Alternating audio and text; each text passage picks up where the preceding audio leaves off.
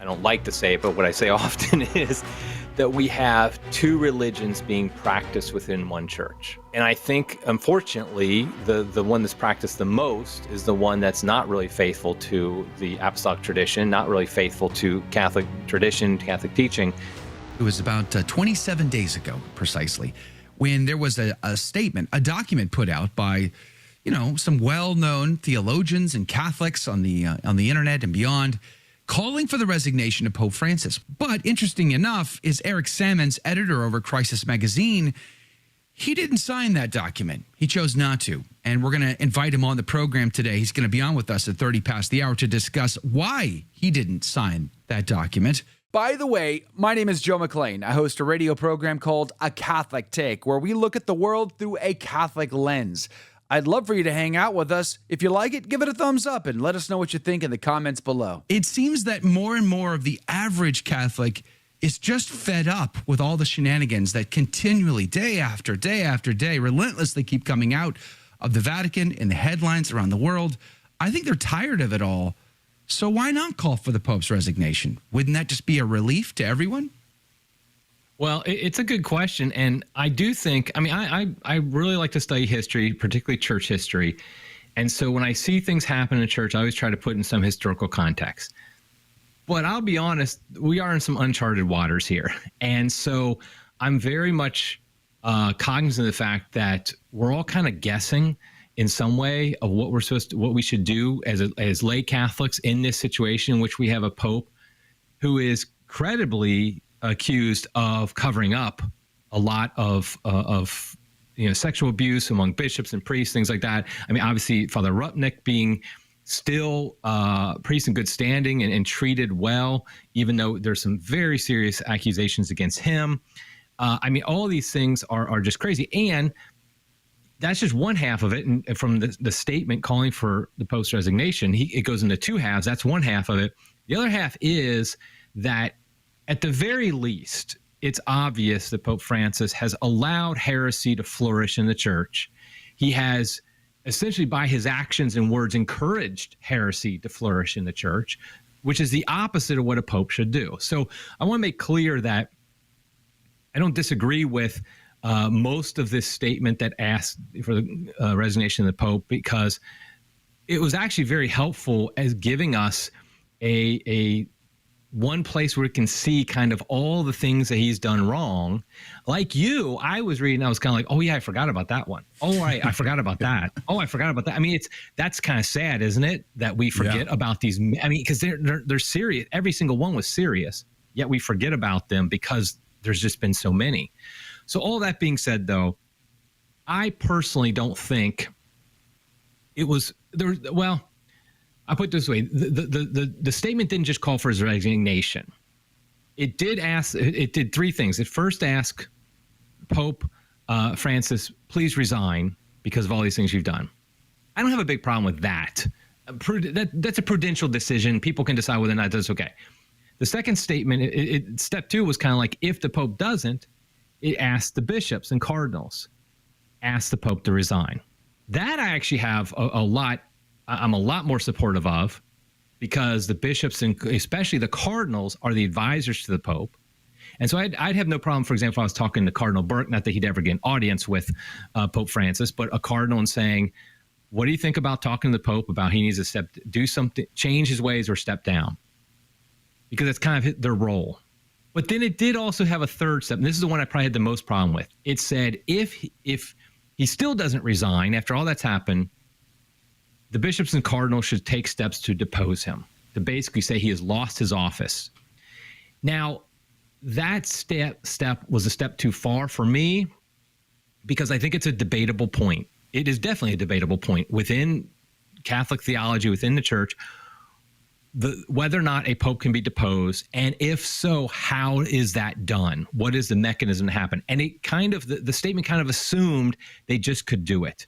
And I don't think I think there's serious consequence to that, because, and I say this, some might think, and I don't blame them, like, but Eric, we have Pope Francis doing these terrible things. Souls are being lost.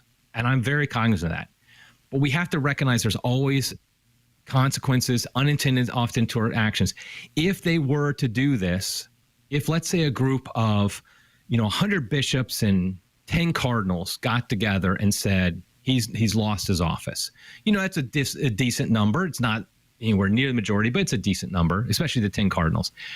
Well, what does that mean? What if the Pope says no? And then all of a sudden now we've got almost definitely a schism. If he says yes, does that mean then in the future you get 10 cardinals and 100 bishops who are super progressive, and we get a conservative, traditional pope, and they get together and they depose him? What does that do? I mean, it really does set a precedent that is very problematic in a lot of ways. And so that's really it's really a theological issues here more than disputing what they're saying about what Pope Francis has done in the past. I have to believe that there's a growing number of cardinals that are like, I don't know, maybe we do need to step up. But I feel like ultimately, to your point, I think they realize the consequences are huge if they were to ever take that step, which is there's precedent for that in history. But if they were to take that step, the consequences would be large. I think they're all just secretly hoping that Pope Francis will die soon and they'll have another conclave and maybe we can just get through this without a schism. Do you feel like they're at that level? I absolutely think that's where we are. I think that's absolutely where we are. I mean, you have to remember, one of the worst things that ever happened in church history was when we had multiple people claiming to be Pope. I mean, we've often had different people, but like the Great Western Schism, where we literally had 2 and then 3 men who not only claimed to be Pope, but they had major backings behind them of cardinals and bishops and priests and saints even supporting various claimants to the papacy. And in fact, I think you can draw a direct line between that and the Protestant Revolution, because it's not the only thing, but I mean, obviously a lot of things happened, but it weakened the authority of the church so much in the eyes of people, particularly the authority of the Pope, the role of the Pope, that when Martin Luther came along, it wasn't that hard to convince people that, yeah, maybe the Pope is the Antichrist. I mean, it's almost a direct line between the Pope being like, he was, because remember, before the Great Western Schism, that was the high point of papal power and prestige and authority. Then all of a sudden you have multiple people claiming to be Pope, people fighting over it. And then it's like, okay, that diminished the papacy so much. Now, I do also think, by the way, Pope Francis is diminishing the papacy by his actions. But I think the cardinals recognize that something like just saying, okay, we're going to say this guy's deposed and we're going to elect a new one. They know the good chance Francis would not actually step aside. And we're going back to the Great Western Schism, which was disastrous for the church and for souls. And so I do think, though, that it's a matter of, I mean, he is 87. He's not going to likely live. I mean, he's not the healthiest guy either. And I think they see that, and they're just thinking, okay, maybe we have another year, 2 years, probably less than 5 years. I mean, that's I think what they're hoping is that kind of God takes care of it, so to speak. And I also just want to mention that I'm with you that I look to Bishop Athanasius Schneider on these issues because I think he, like you say, is very rational, very holy. And he has kind of said in the past that we need to look at this spiritually in the sense that, God does not always give us what we want. He always gives us what we need. And the situation we're in now is the result of, decades of apostasy, of not being faithful to God. And so I do think God is calling on faithful Catholics to suffer. And part of that suffering is the fact that our own Holy Father, the man who's supposed to be leading us, is doing a terrible job. And so we pray for him, obviously, but we also pray that through our sufferings, God would hear our prayers, and the next pope would be a holy and Orthodox pope. And that's what we have to pray for. But yes, and I know people don't like that, especially Americans. No, fix it now. And that's what we want. And I just feel like that's, like I said, there's terrible consequences could happen by that kind of fix it now mentality. There are many occasions, I think, in Catholic history where the layfolk have had to make their voices heard in spite of whatever official voices are coming out of, say, the hierarchy. Is this not one of those cases? Is there not a role for the laity to make their voices heard, especially in times like this? I think there absolutely is a role. I mean, if you did a very good job of giving some good examples of where the laity really were the sensus fidelium, so to speak. I mean, the Arian crisis is probably is the best example, where you literally had lay people sometimes denying access to the churches of Arian bishops, because they believed the Orthodox faith. They supported St. Athanasius. So I definitely think that there's a role for the laity. I think the laity, I mean, obviously that's what we do at Crisis Magazine. Most of our writers are lay, and we're trying to speak out. And I think it's very important that there are lay people out there speaking out very clearly. And I think that's been being done. I mean, like your program is a great example, and we make it very clear this is not the faith. This is not what we believe. I do think there's a step from that to saying, okay, we're going to call for the resignation of Pope Francis as lay people. And the reason for that is a couple. And I think a lot of this is prudential. I want to make sure that clear. I'm not saying theologically a layperson can't call for the resignation of Pope Francis. But I think prudentially, I do think it can lead to problems. I mean, first of all, we are in a situation where the last Pope resigned. So the one right before resigned. And so if all of a sudden, let's say Pope Francis did resign, I think a lot of us would be very happy in a lot of ways. And I would be one of them, to be blunt.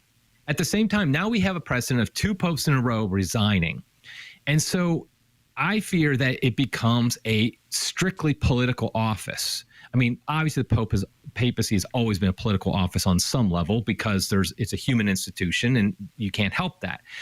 But we start to look at like, okay, I don't like how the leader of my party is acting. I'm going to call for his resignation. You see that happen in the Democrats or Republicans. And I'm afraid that would become all of a sudden kind of the go-to move, so to speak. You know, like in basketball, when somebody has one move, they always go to their left. Well, the defender can just guard them so they can't go to their left, and you're set.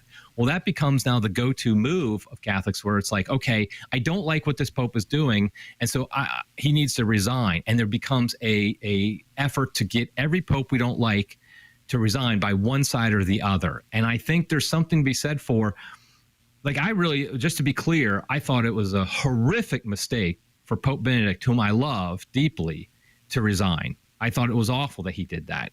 It really does impact how I look upon his whole legacy, which, I mean, there was no bigger Ratzinger fan than me in the world at one point. But his resigning really had a big impact on me, because I feel like we call him Holy Father, and while it's not theologically wrong for a pope to resign, there is something to be said for a father should never resign. I mean, I can't resign as the father of my children. That's what I am for life. And I feel like a pope should kind of look at it the same way, that I am their father, the father of the flock for life. And so I think that all of a sudden we just have these easy resignations, and that undermines that idea. And we need the ability for a pope, because there will be a good pope again someday, hopefully in our lifetimes.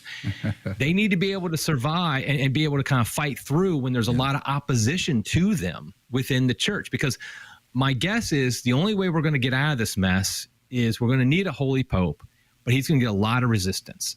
And if there's like this precedent of resignation, then I think that undermines that authority he would have one day. So that's kind of prudential reasons, kind of looking at all the different factors. But absolutely, the lay people should be speaking up. When a document like Fiducia Supplicans is released, there should be, and there was, I mean, that was a beautiful moment, I feel like, because the laity made it very clear this is awful. But then what was great is the bishops finally made it clear, yes, this is awful. I mean, all the African bishops, so many other bishops besides that. And in fact, you then saw what happened. They backtracked. I mean, the interview in 60 Minutes that Pope Francis had, when he was asked, you said you blessed same-sex couples. He's like, oh, no, I didn't say unions. Like, well, of course, that's like some nice work there of changing the words. But, they're backtracking because they realized there was such a huge response. And like you said, Fernandez went to the Copt Pope and was trying to convince him, and wasn't unable to, fortunately. So I think there is a place for a very strong state, defense of the Catholic faith among the laity, because there are times in history where the hierarchy gets it wrong, and the laity are the ones who keep the faith alive. And I think we need to continue to do that. I've heard that the sentiment these days is just keep the laity quiet and in their pews and not rocking the boat. Do you think that's fair?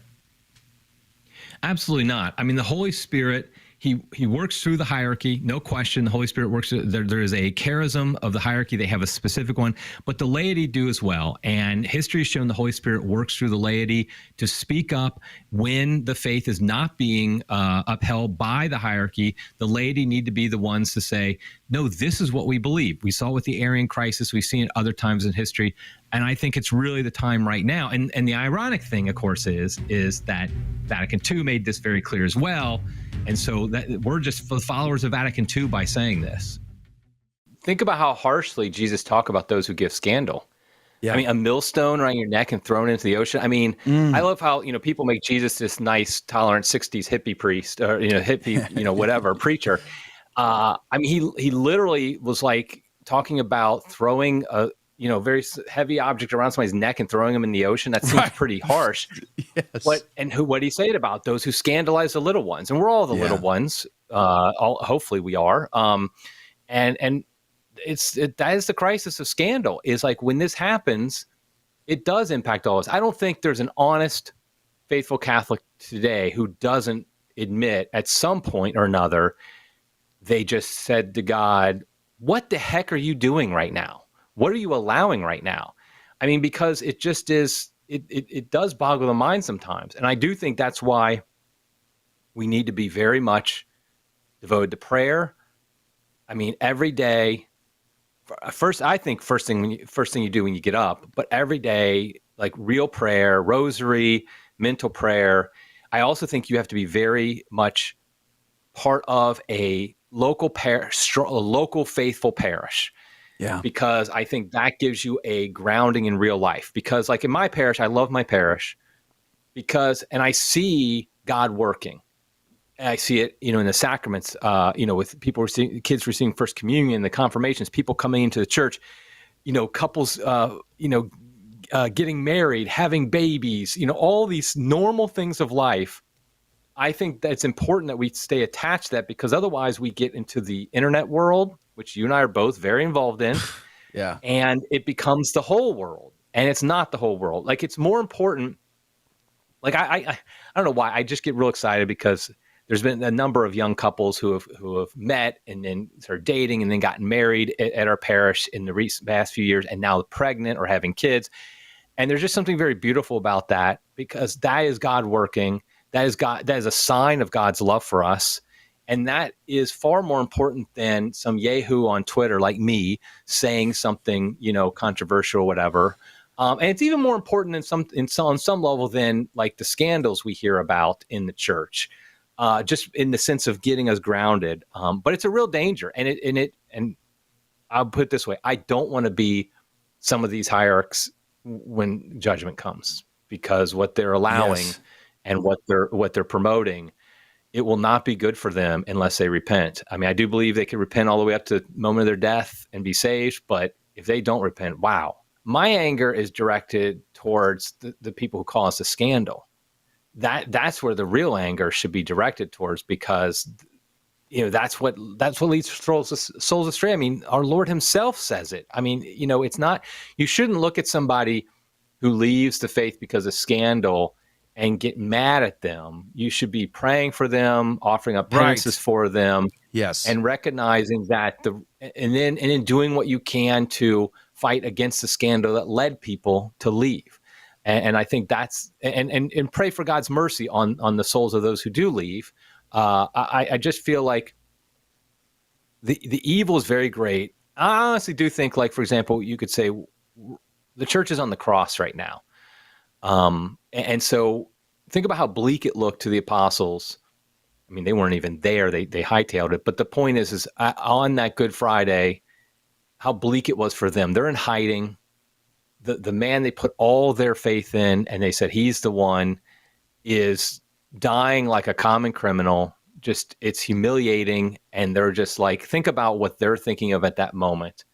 And I do feel like in some ways we're like that now, because we can't see the way out. Like, I don't know about you, but I don't see the way out. I don't see how all of a sudden, I don't think like the next pope, so they're not all of a sudden going to like Bishop Athanasius Schneider as the next pope or something like that. Yeah. Pray God that they do, but we know that's probably not going to happen. No. But I do think that God allows these things to happen in his divine providence for whatever reasons. He allows these things to happen. And I do think that saints are made through this, that yes, For sure. Scandal causes some people to leave, but I think saints are made. And so if we are grounded in our faith and we're faithful to God in this time of trial, then I think we can, God willing, become saints. And I think that, of course, that's the purpose. So, it's one of those things where you balance. You're not trying to be like, you don't put on your rose-colored glasses. Things are terrible. Yeah, right. But at the same time, you don't dwell on it because there are beautiful things still happening in the world. And I think if we don't, and in the church, that's the key. I mean, just the rise of like the traditional Latin Mass parishes. I mean, just how they've, even through all of this, attacks on it, they just continue to go on, and we continue to have, I don't know about you, but like my parish continues to grow, and, things of that nature, I think are things to look at and say, yeah, God is still faithful. He's still working in the hearts of men and women. I feel that what we are going to face is a civil war within the church, which will lead to a greater chastisement in the world at large, because as the church goes, so does the world. The worse the church gets, the body of Christ gets, the worse the world gets. So natural disasters, wars, rumors of wars, plagues, and pestilences, and everything in between, I think are only going to get worse. And ultimately, it's through chastisement that we turn our hearts back to God. I only see bad stuff coming. Yeah, I mean, definitely, humanly speaking, I don't see a way out either. I think the Lord can work miraculously. He can do, what he wills. And so I never want to make that I always want to make sure that's an option on the table in my own mind, that the Lord can work. And if he doesn't do that, then he's allowing great evil for a reason. And I think, and chastisement is awful. And like, I remember back in the day, years ago, when I first people follow apparitions and stuff like that, and they talk about chastisement, and they'd almost say it like this is like in the 90s or early 2000s, almost like it's a good thing. It's going to get rid of the kind of lukewarm Catholics. It's going to get rid of and they would like love how Ratzinger said we're going to be a small church and stuff like that. Yeah, and I think I never liked that, because as a like looking at almost like a positive thing, because first of all, I never want to have the presumption that I'll be one of the ones who sticks around in the church. Maybe I will be one of the people who fall away. And I think everybody should always recognize that's a possibility. Secondly, what happens when all of a sudden your kids start falling away because of it? Right. You're not going to be so happy about it then, are you? And so I think that's something to keep in mind, though, that there's always the possibility that the Lord can intervene, and he has in the past, and he can again today. That being said, I definitely see, I do think things will continue to get worse before they get better. I don't think we've hit rock bottom, believe it or not. And I do see what you're talking about. I mean, schisms have happened in the past. I mean, look at what happened in the 16th century, where literally millions of people left the church. And because of, frankly, a lot of it had to do with the failings of Rome, with the failings of church leaders. And so that led to so many people leaving. And I can see that happening again. I think the funny part is, of course, is that the faithful Catholics, the Orthodox Catholics, they're going to be much less likely to kind of schism out, so to speak, than the progressive Catholics. So if all of a sudden we got a pope who was decent, was good, I could see them forming their own church, their own inclusive church and things like that very easily. But like I'm not you have to kick me out. I'm not leaving. And I do think this is something I think is an important point for like faithful Catholics who are very highly critical of Francis to remember. It is part of our faith to be in communion with the Bishop of Rome. Yeah. That is important. And so there's no clarification there of, well, unless he's doing a bad job. No, it's like you have to be in communion with him. So if it got to a point where, for example, some bishops and maybe even a cardinal or two kind of said, okay, we don't think Francis is the Pope anymore. We depose him, however they say it, and we're kind of electing our own Pope. I'm not going with them, even though they might pick somebody who's far better, far more orthodox than Pope Francis, because I'm not convinced. I I'm not because I believe that Francis is the legitimate Pope. Terrible as he is, I think he's legitimate, and therefore I have to stay in communion with him. And I think this is what Bishop Athanasius Schneider makes this very clear, that you don't get to pick and choose that. And so it would be a very odd situation, of course, and it is possible that would happen. It would just cause more confusion, because you'd have all the progressive rejoicing because they got rid of some of the Orthodox and conservative Catholics. Yeah. And then somebody like me, I'd be stuck with the progressives. But it's like, to me, it's not a matter of agreeing with the Pope. It's a matter of I have to be in communion with him. And a lot of people think when they hear communion with, they think that means agreement with. That's not what it means. Right. That's not all. In spite of. It's in spite of. Yeah, in spite of, exactly. Almost to his shame. Right. The main way, by the way, for people who aren't sure about this, the main way you are in communion with Pope is that you attend a Mass where the Pope's name is mentioned in the prayer, in the Eucharistic prayers. That traditionally in the first millennium, especially, that's how it was done. That's why the name's in there, is kind of to say, okay, I'm with this guy, in the sense of I'm in the church that he leads. And so it doesn't mean, I think he's doing a great job. It just means it's more like, because the church is a visible one, there are visible indicators of being a member of it. We're not Protestants. And so therefore, one of the visible indicators is that we name a real guy's name in the liturgy when we're praying. And it's a guy who, claims to be the head of the Pope. And that's how, like, if there was a schism and multiple people declaring to be Pope, that's how you would determine which one you were under, was what Mass you went to, who's being named as the Pope. It's interesting. Saint Ignatius of Antioch, in his 7 epistles, of course, he's the first to use the word Catholic. He describes the office of the bishop being so closely related to Christ, using the word Catholic in that context. The wholeness, the fullness of the faith is found with the bishop. He didn't say the fullness of faith is found with the bishop in Rome in particular, just the bishop of the diocese, which indicates a sort of a different characteristic of the authority of the individual bishops in his day as compared to our day, when they have to report back to the central office and ask if it's okay if they use extra toilet paper this month. It seems rather bizarre in the times we live in. But I will say this, Ignatius of Antioch also references the Holy See of Rome as the premier see in those documents written around 110 AD. This is a guy who learned the faith from the Apostle John, who stood at the foot of the cross and received the Blessed Virgin Mary into his home and cared for her until her dormition. So it's kind of got a lot of precedent going all the way back. It's kind of a big deal and can't be dismissed. I would take it a step further, as I've done many times on this show, and say, I believe it is God's will that we are to suffer at the hands of a bad man who happens to have the keys and happens to be the chief steward. That is the parable in Matthew 24. God does not expect us to run to safety. He does not expect us to leave the house and go find comfort.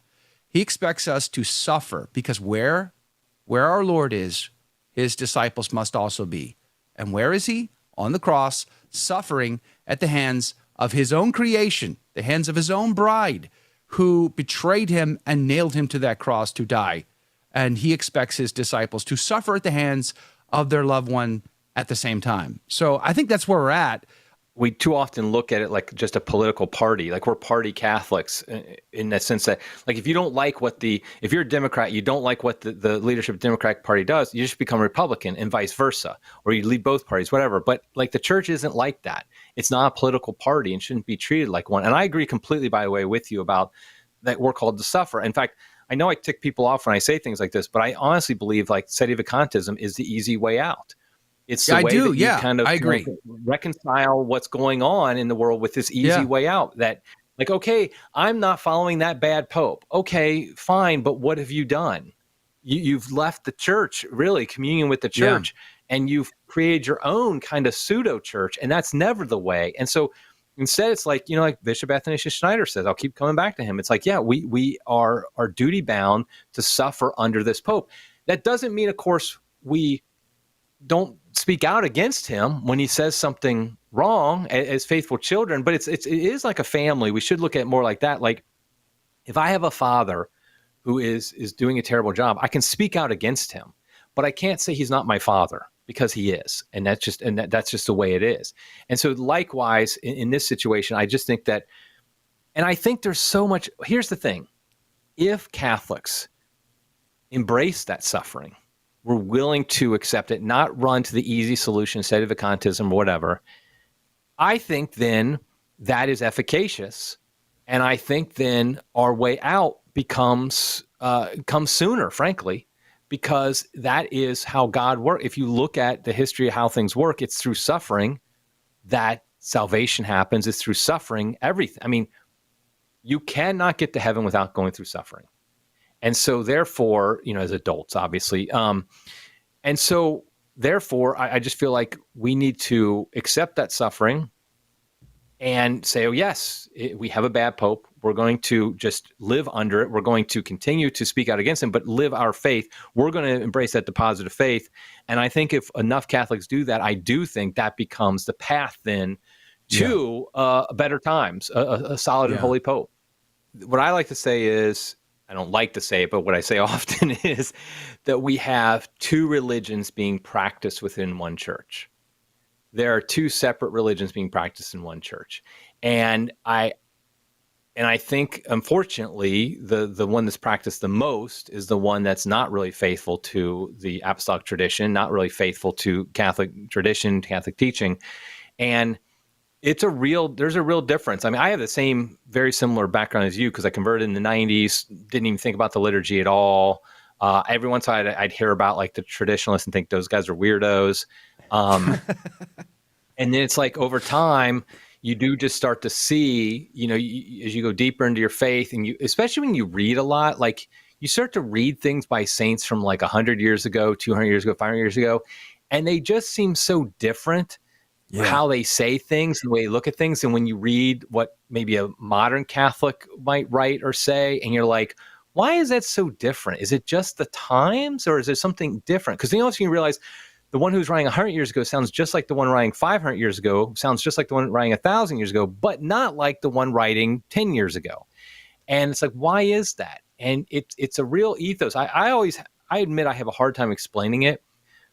But like when you go to traditional Latin Mass for long enough, it starts to seep into you. And the way you look at everything is very different. Has nothing to do, by the way, with the homilies given. I'm not talking about that. It's not like a teaching thing where all of a sudden didactically the priest tells you, oh, we need to think like this and not think like that. No, it's more just a matter of like the osmosis of the priest being ad orientem, the receiving communion on the tongue and kneeling, all these different things, the vestments, the incense, everything. And you just start to look at things very differently. Because I think, honestly, it changes how you look at God because you're worshiping him in a different way. And so therefore, you're going to look at him differently. And when you look at God differently, you literally look at everything differently. And so I do think that's a real thing. And like the person who said they don't want to bring their non-Catholics to their clown masses. I worked for a diocese for 5 years as the director of evangelization. And during that time, that's when I began attending the traditional Latin Mass as well. And it was one of these things where it became a real struggle in my job because I felt like if I do my job, I'm sending people to these parishes, which are just not good. I mean, they're just not, they're going to not lead them towards the faith. They're going to lead them away. And so it became a real like personal struggle of what am I supposed to be doing here? Because I'm leading people, because like as director of evangelization, I mean, and all lay Catholics, our duty when we're evangelizing, you're hopefully the ideal is you're leading them to their local parish, to their local priest to live in a communion with the church and in the Catholic Church. But when you're sending them, their local parish is, just awful in so many ways and does so little to preach the faith and live the faith. It's like, what do you do? And so I've become very clear that I think Catholics need to do everything they can to be in a solid parish. I won't go as far as to say it has to be a traditional Latin Mass parish. I don't believe that. I do think there are some unicorn parishes, so to speak. But I would say that 9 times out of 10, probably more than that, maybe 9 out of 100. Should they move? The best. Should they change jobs and move if they have to in order to accomplish that? I think that you had to, first of all, I recognize how difficult that would be. If I had to move, let's say to another state or something like that, I recognize that would be I've moved a number of times in my life. I don't ever want to have to do it again. I don't want to minimize how big a deal that is in some situations. At the same time, I think as I'm talking to fathers here, particularly, heads of households, you have to decide, what are your priorities? What's the most important things to you? Is it your job? Is it even your if you're living near your family or your friends, or is it the faith? And if you don't have any options where you live to really live out your faith and have your family raised in the faith in a good good setting, then yes, I think you should definitely seriously consider moving. I mean, I talk to people about this all the time, who both have moved and can't move. Like, somebody maybe taking care of their elderly parents or something like that. I get all that, and I understand, and God will be with you in whatever situation. I mean, Bishop Athanasius Schneider, we were talking about him before. He lived in, communist under the Soviet Union, and where they didn't even have a mass when he was growing up. So yeah, it's not that it was an all-day affair. But we live in somewhere where you probably can move to somewhere where there's a decent parish. So I think that it's something. If I remember correctly, Bishop Schneider said his family would get on a train and they'd travel for hours just to get to the mass, and it would be the entire day getting there for mass and getting back when they could anyway. Early on, they even went over a year without even being able to go to mass. There was just nothing available. A priest would show up like once a year to do baptisms and hear confessions, and that's literally the only contact they had with the hierarchy. And so, and look at what happened. I mean, obviously, a lot of people probably fell away from the faith, but it is possible. His saintly mom, was able to. He talks about her a lot, and so I think it's possible. But I do think we're in a situation where, find a community. I mean, we had an article, one of the most popular articles we've ever run at Crisis, about, I guess it was last summer, about 10 places you can raise a Catholic family in America, 10 cities. And it was one of the most popular articles because so many people are looking at it. They realize, hey, I need to look around because my current situation is not good. So just what's your priorities? And I get that, like, taking care of your elderly parents might be a very high priority, and I'm not trying to downplay that or whatever it is. But if it's just like, oh, I like it here, or I got some friends here, or my kid has good sports opportunities here, you need to rethink that. Do you think it's worse times then or worse times now? Yeah, I always try to avoid saying what's the worst time because we live. we got you on record right now. You got to put down your cards, Eric. Which one is the worst time? The problem is we can't be objective about our own times. We can only be objective about previous times. And so I just know this. It's a very low, when you look at the history of the church, there's no question in my mind whatsoever, this is one of the low points, one of the lowest points. I mean, the Arian crisis obviously is a low point. The pornocracy in the 10th century was a low point. The Great Western Schism, the Protestant Reformation, all these are low points that clearly challenge the faith of Catholics, and we live in that today. And there's some similarities of our time to previous times, and there's definitely some differences. I definitely think it's true that it seems to be unique in church history to have a pope who wants to straddle that line so much and wants to seem to not almost, but definitely wants to encourage heresy to flourish within the church. I don't know of any time when that's happened. I mean, we've had popes who have said heretical things or probably personally believe heretical things and things like that. But that's a little different than what we have here, where the Pope is actually encouraging, and there's official documents coming out of the Vatican that allow it. I do think, though, that part of this, talking about some good that can come out of it, is it does clarify for us exactly what are these boundaries of the papacy. I mean, people like to declare, you'll see somebody say the Pope can't be a heretic. If a heretic, he's automatically not Pope anymore. There's no definitive church teaching that says that. There is definitely some great saints and doctors who who've thought that was definitely a possibility.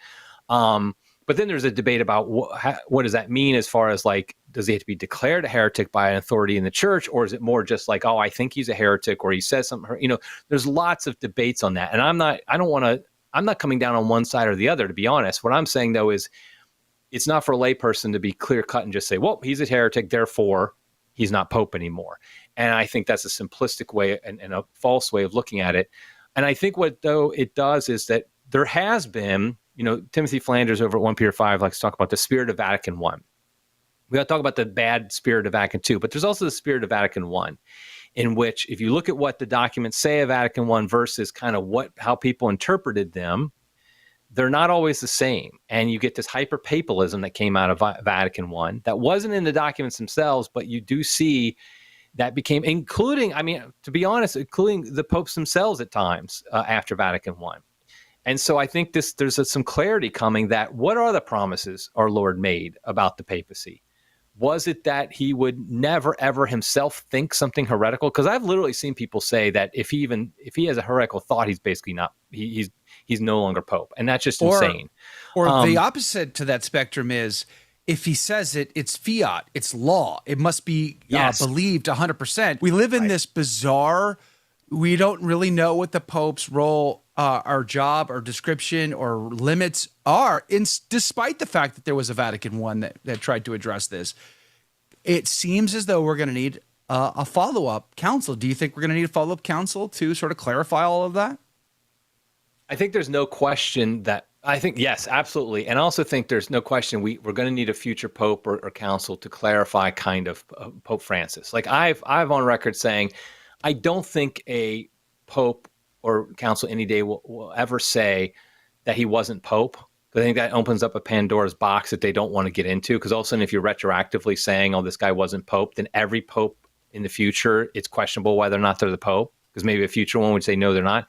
I do think, though, it's possible a future council or pope will just say all his actions are null and void. Like basically anything that he, all his documents, everything he said, it's just null and void. We're just going to kind of do a reboot, hit that, the Staples, red button, and just say, okay, we're starting over here. And we're just going to ignore everything that he said. And I think that's definitely possible, just to have a clean break with that. But I think, though, I just think it's not clear. I don't think we can be dogmatic on something that the church has not declared dogmatically. There are limits to the papacy. We saw some of them happen in Vatican I, but remember that council was ended early, prematurely, because of the invading troops of Rome. And so it wasn't able to completely, because there's still some, what is the role of the bishops? I mean, I think that's something that the Vatican II addressed somewhat, but I'm not sure how well it did. And there's still some clarifications on that. So I think all of that does need to be, and I do think there has been an imbalance in the church. If you look at church history, 2,000 years, there's no question that the first 1,000 years, for example, the idea of the papacy was not all what it was in the 20th century. And I don't mean the teaching was different. What I mean by that is kind of the way people looked at the papacy and its role. And in the first century, it very much was looked upon as a court of final appeal, as its main duty. Wasn't its only duty, but that was its main duty. Was, okay, when things get rough and we have patriarchs banging patriarchs and bishops banging bishops, we need some way to say, here's where the buck stops. And that just makes sense from natural reason alone. It tells us that, but also obviously the promises of Christ himself and just what the church has always taught. That's not the same as the Pope saying, okay, here's what you're allowed to advertise in your parish bulletin, which is literally what happened recently, Right. And so it's the idea that something like that would have been unheard of. First of all, it wouldn't have been possible because of communications back in the first millennium, but it just wouldn't have been thought of, the idea that the Bishop of Rome would tell a parish in Antioch, okay, this is what you can say and can't say in your equivalent of the parish bulletin, of those times. But it just would be, they would laugh at that and just think, without at all diminishing the role of the papacy. They just think, would that be silly? And it is silly. And so this idea that the Pope is kind of the direct pastor of everybody. And what I mean by direct is he tells every single, give them their marching orders, which is the thought of a lot of Catholics, in the 19th century and beyond. I just don't think that's how anybody would have looked at it for a long time. So I do think we need to rebalance things. And I think, frankly, Francis is doing a great job of making that clear, that we need to rebalance. Making it super clear. Good job, Speaking of Francis. Did you like that video It's okay. You can admit it. It's perfectly fine. Hey, we cover the big stories of our day, from inside the church to outside the church to all points in between, and we do it from a Catholic perspective. It's called A Catholic Take. It's a radio program Monday through Friday. We live stream it right here on this channel, by the way, so make sure to subscribe, like, and share. We would be very grateful to you. And don't forget, you're going to want to watch this video right here because you don't want to miss anything.